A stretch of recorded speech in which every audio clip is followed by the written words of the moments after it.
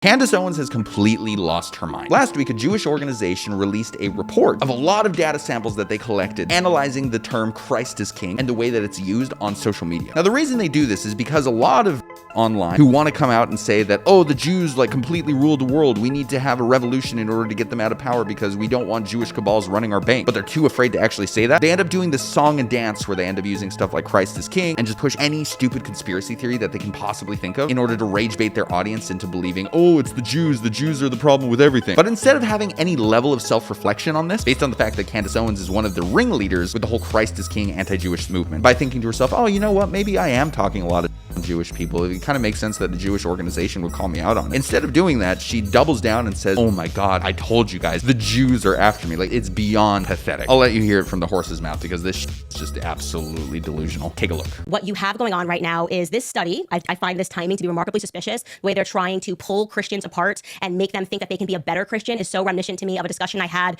with Dr. Ben Carson, actually, about slavery. And he was saying, and that, historically speaking, this was sort of the concept of the field and the house, right? You're the house, so you're preferred. That's the field. You don't want to be a field, you want to be a house. So here's what you have to do to be a house. This is the same sort of a psychological tactic. They're essentially saying there are certain types of Christians that are beyond the pale. And if you want to be a good little house Christian, here's all you have to do. Condemn them. Condemn them that are out in the field. And I won't play this game anymore.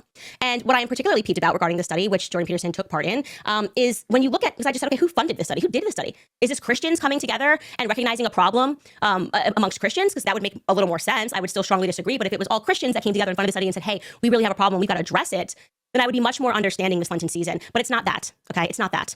Look at the list of the people who were part of the study. So I count 1, 2, 3, 4, 5, 6, 7, 8, 9, 10, 11, 12, 13 individuals who took place in this study.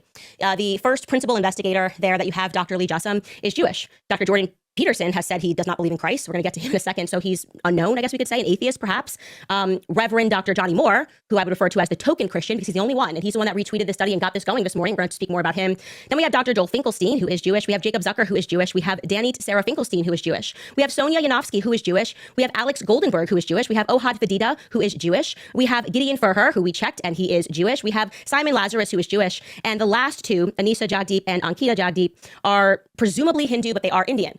So it says this is a study that was funded by Jews to make Christians war with one another during the Lenten season. That is problematic to me, okay? And I hope that if you are a Jewish listener of mine, now that you've probably been enjoying my content and recognizing that these smears about me don't make sense. I am in the middle of a series trying to, ironically, to free a Jewish man from prison, Harvey Weinstein, who I believe was wrongfully convicted. And he was one of the biggest donors to the ADL, who has me on their list as an anti-Semite. But I don't care, because I care about the truth. I don't care about whether or not he's Jewish. I don't care who he donates to or what he believes in politically. I care about actual justice.